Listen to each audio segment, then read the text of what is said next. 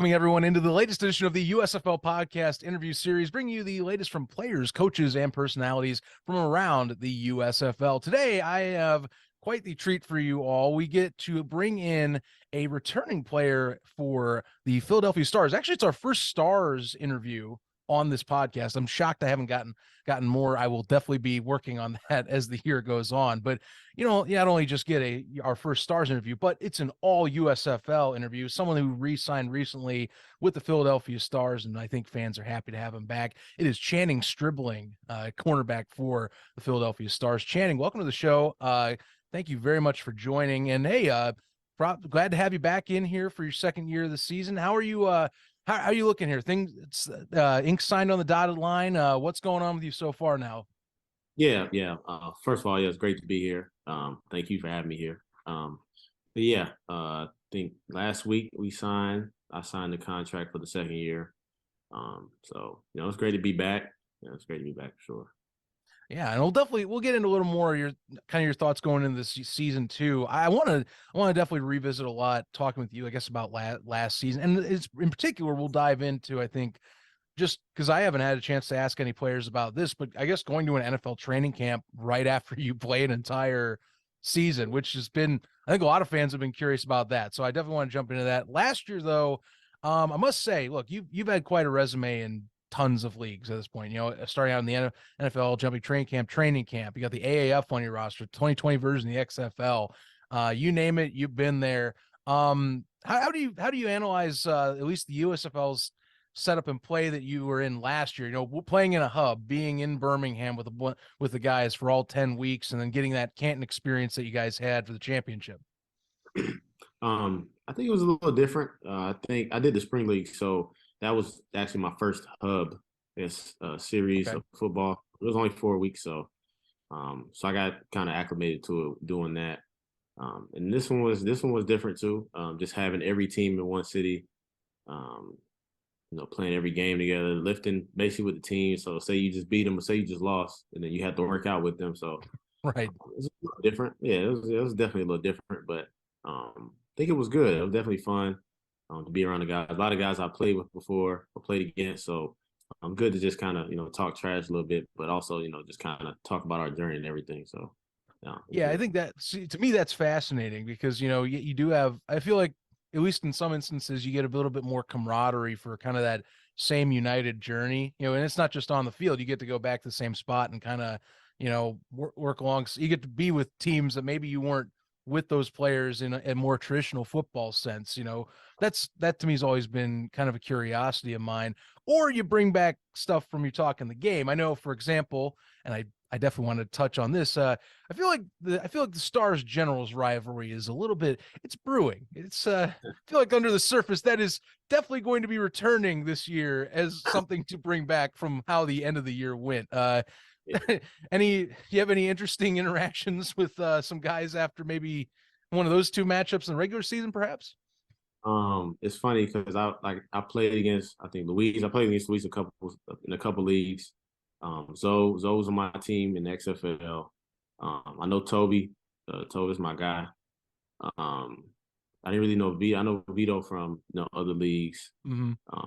And then me and Dewan played, and we signed to Washington together. So I mean, I know a couple of them just familiarly, but every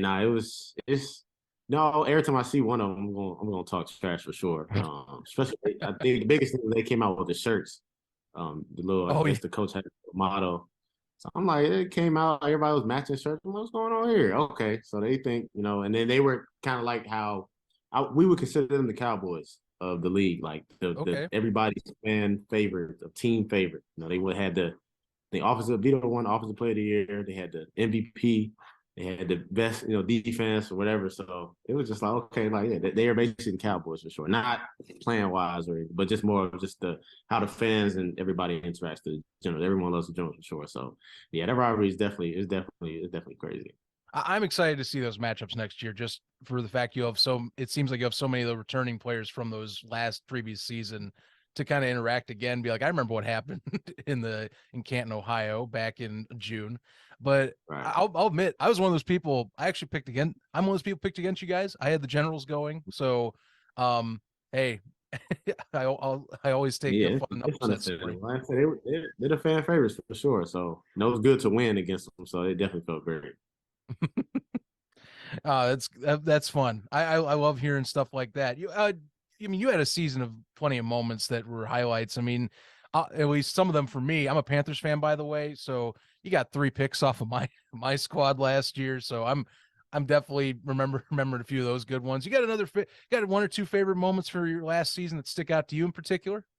I just being with the guys, man. It was just a lot of moments we've had just in the locker room of just, having conversations just about life outside of football. We're all just different. A lot of us, obviously we all, love the game, but we're just all just come from different backgrounds. And it was just unique for us to all come together for a common goal. So, but yeah, I think the biggest moment was just, obviously winning against the Generals, going to the championship. I think, but yeah, one of the biggest ones was playing in the championship and seeing how packed the stadium was. Stadium was actually packed, and we actually had a lot of fans there too. So Oh yeah, yeah. it was definitely a lot of Phillies fans for sure. So it was almost like a home game. We had been in Birmingham for so long, so yeah, no, I think that was the best moment. Just how the whole game went, being down early a little bit and then coming back, and then just everything happened. I think that was one of my favorite moments for sure.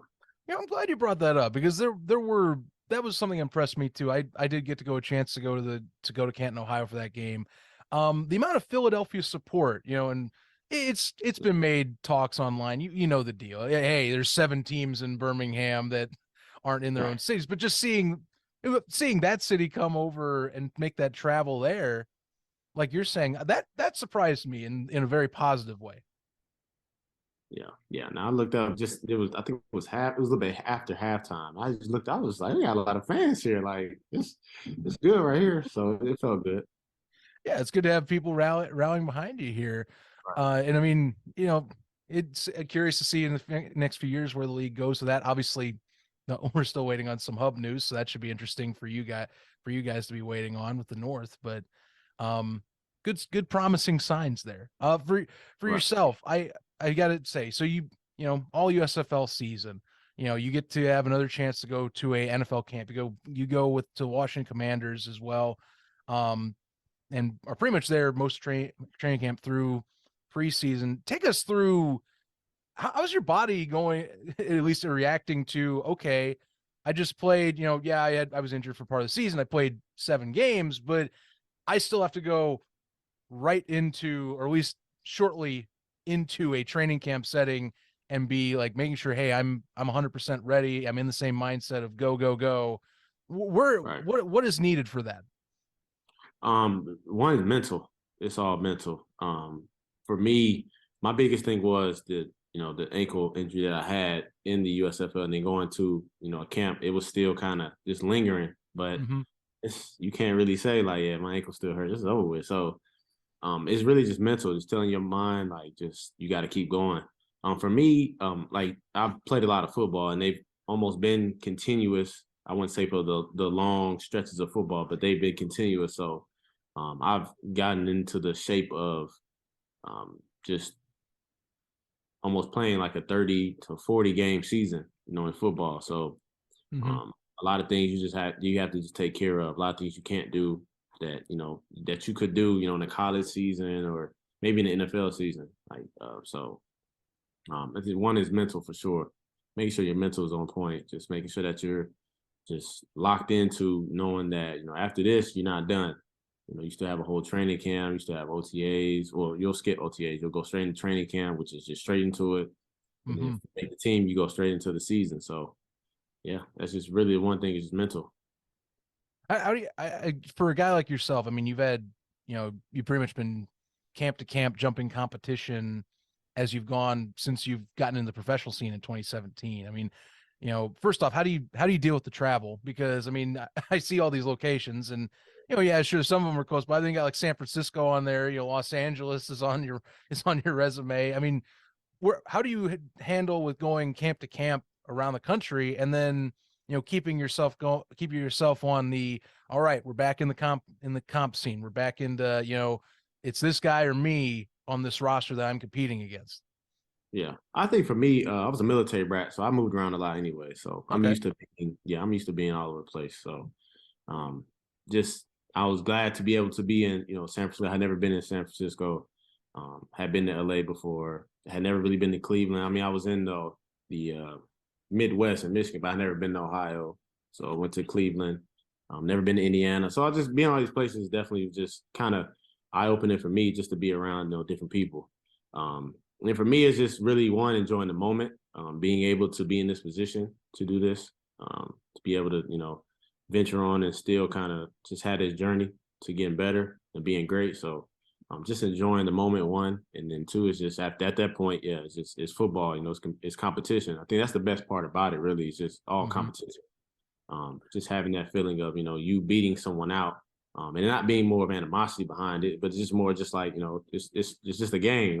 It's the game of life. Sure. You have winners, you have per se losers, but it's just on the game of life. You still have to keep going and just just keep stacking. Really.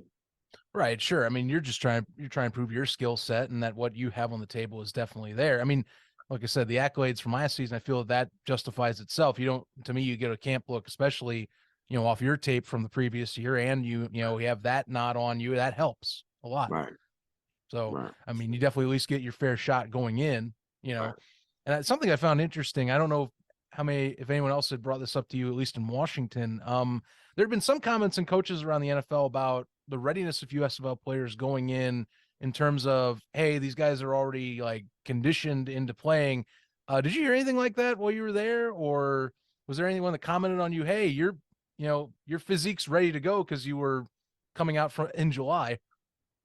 I think the comment that I got was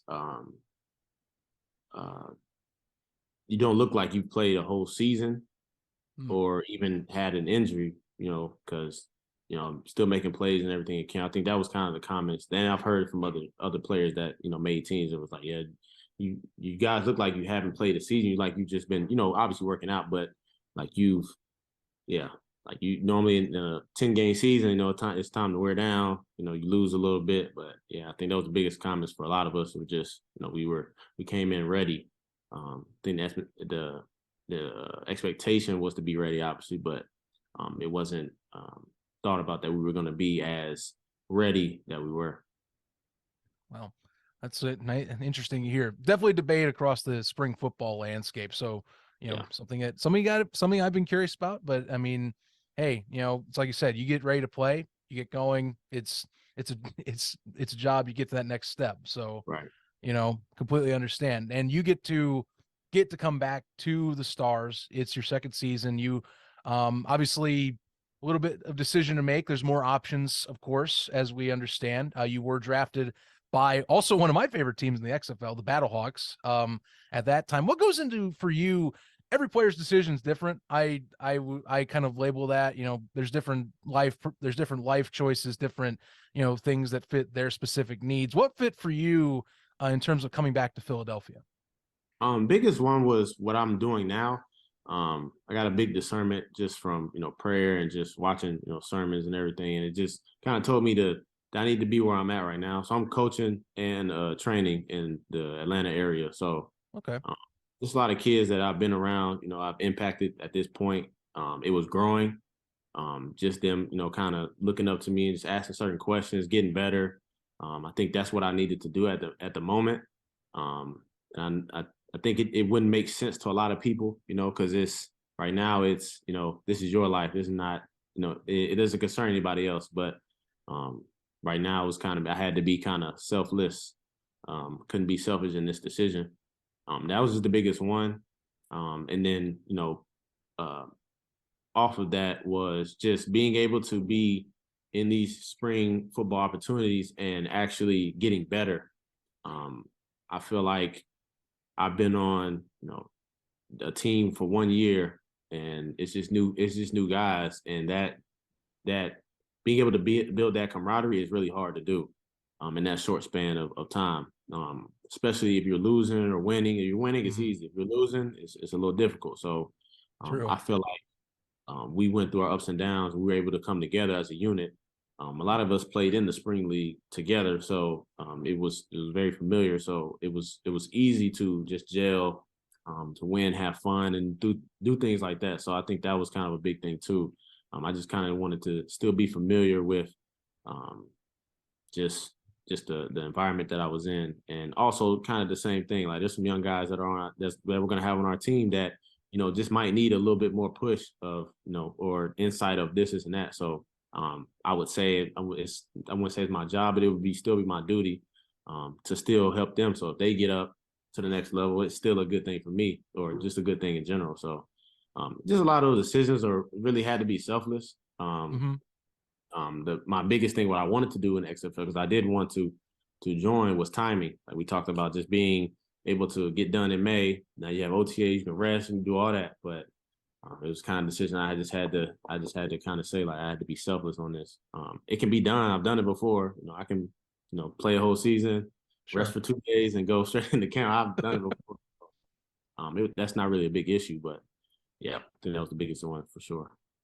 Hey, I get it. Like I said, I got prefaced. Everyone's got their own paths, their own things that they got for reasons. Actually, I guess one of those while you're talking there, where are you coaching at Atlanta? What's the experience for you with that? Or would you care to elaborate on that? Yeah, I coached this year with the DBs at North Atlanta High School. It's in Sandy Springs, alongside um, one of the USFL DBs, Tyson Graham. He plays Oh, on no Pittsburgh. kidding. Yeah, we've known each other for a while.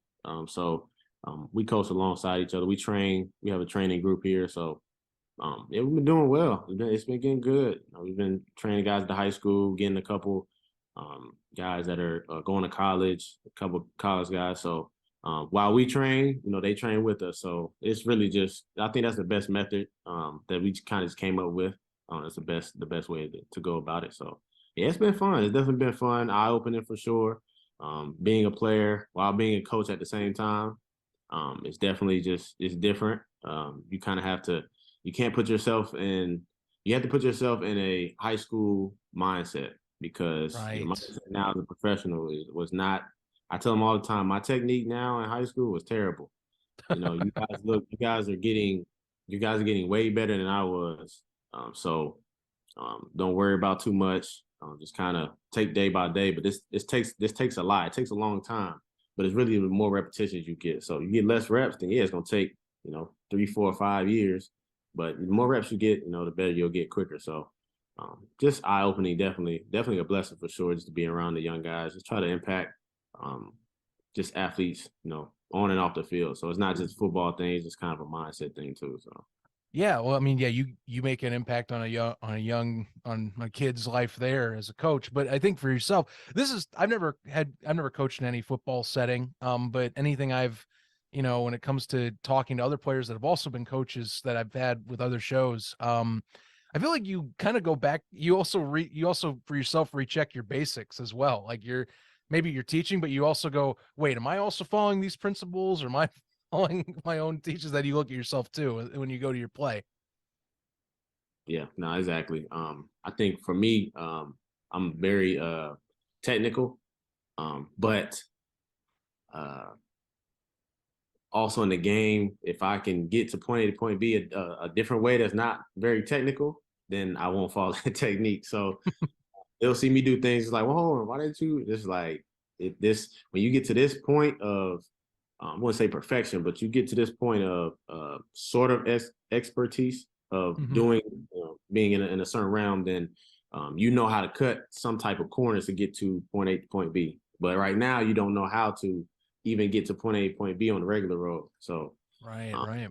so I think it's good to, and when I'll notice it, because I'll see them do it, perfect or even good, and I'll see me do it. I'll get mine. I'll get to my destination quicker or faster or better, but it was not the way that I would teach. So it's just it's more of an instinct thing at that point. But I just tell them, like, that comes with time. Once you're comfortable with yourself, then you'll know, okay, I can do this, I can do that. So Yeah.